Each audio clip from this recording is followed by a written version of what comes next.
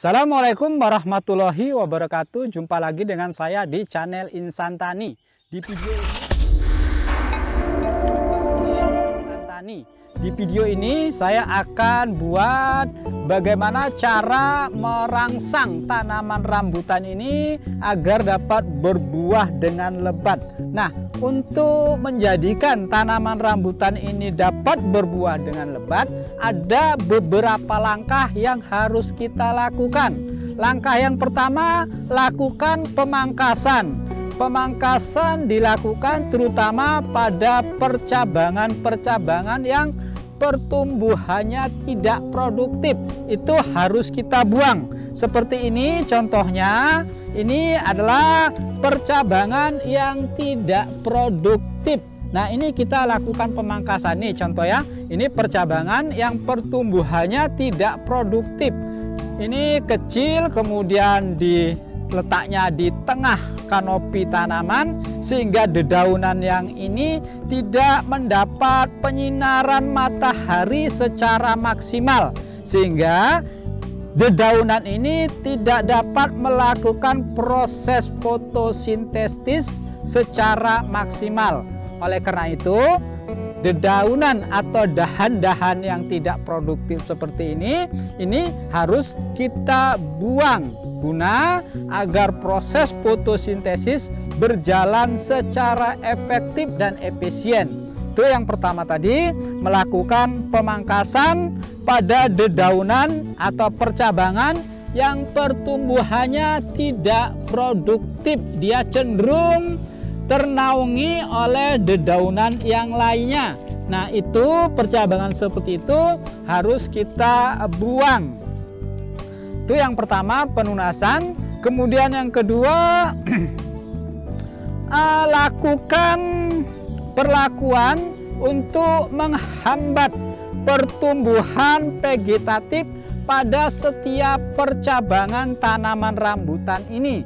Nah, untuk melakukan atau untuk menghambat pertumbuhan vegetatif pada setiap percabangan tanaman rambutan ini, upaya yang dapat kita lakukan itu yang pertama, kita harus bisa mengatur komposisi unsur hara yang ada pada tanah ini.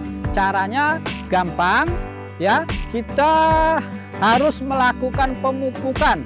Pemupukan yang dilakukan, gunakan pupuk yang unsur hara fosfatnya itu tinggi, kemudian unsur kaliumnya sedang, dan unsur nitrogen atau unsur pembentuk dedaunan ini komposisinya rendah. Nah, pupuk yang dapat kita gunakan, yang pertama itu salah satunya kita bisa menggunakan pupuk MKP. Apakah itu MKP yang dikeluarkan oleh Merauke Tetap Jaya atau MKP yang dikeluarkan oleh ini Lauying ya, sama-sama mengandung unsur P dan K.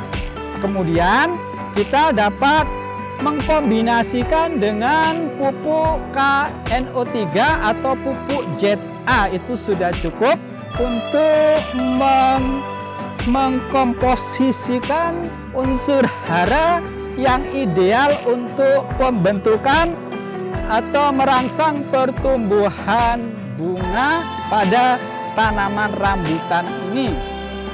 Tanaman rambutan ini umurnya 2 tahun. Ini ya, kita dapat menggunakan pupuk ini sebanyak kurang lebih 200 gram. Caranya ya, kita buat lubang seperti ini.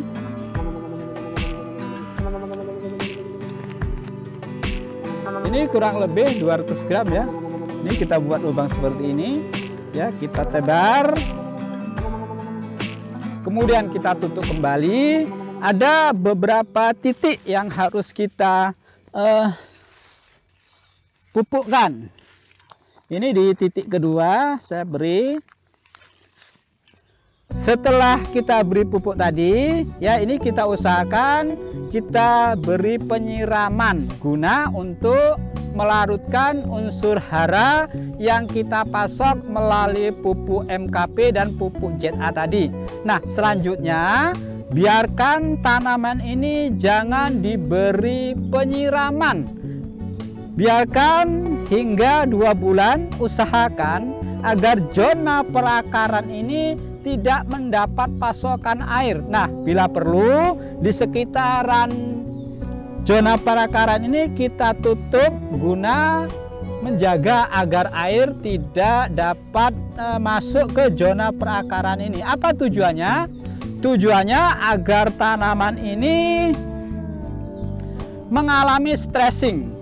Stressing pada tanaman itu sangat penting dengan tujuan untuk merangsang pertumbuhan bunga tanaman. Selanjutnya kita dapat melakukan hambatan pertumbuhan vegetatif ini dengan menggunakan zat pengatur tumbuh.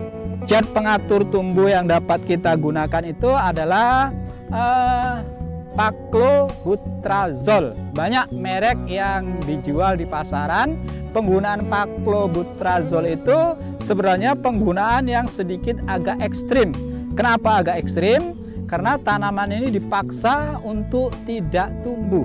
Dan penggunaan yang berlebihan dapat mengakibatkan efek jelek pada setiap tanaman. Apakah itu tanaman rambutan atau tanaman lainnya. Nah, 2 bulan setelah kita aplikasikan pupuk, lakukan penyiraman secara bertahap. Artinya pada hari pertama saat kita siram, lakukan penyiraman pada sore hari dengan jumlah yang tidak terlalu banyak. Kemudian esok harinya kita siram lagi, kemudian volume airnya kita tingkatkan. Hari ketiganya demikian juga kita lakukan penyiraman dan tingkat volumenya terus kita tingkatkan pada titik tanaman ini cukup mendapat pasokan air. Nah, setelah itu kita harapkan nantinya pertumbuhan tunas setelah terhambat, dan ketika tanaman mengalami stressing selama 2 bulan, di situ dedaunan ini membentuk karbohidrat, membentuk protein, dan membentuk lemak guna untuk merangsang pertumbuhan bunga. Nah, saat pertumbuhan bunga kita tinggal jaga agar bunga yang telah tumbuh dan berkembang agar dapat menjadi buah secara maksimal. Demikian video dari saya, semoga bermanfaat. Sampai jumpa lagi pada video-video saya selanjutnya.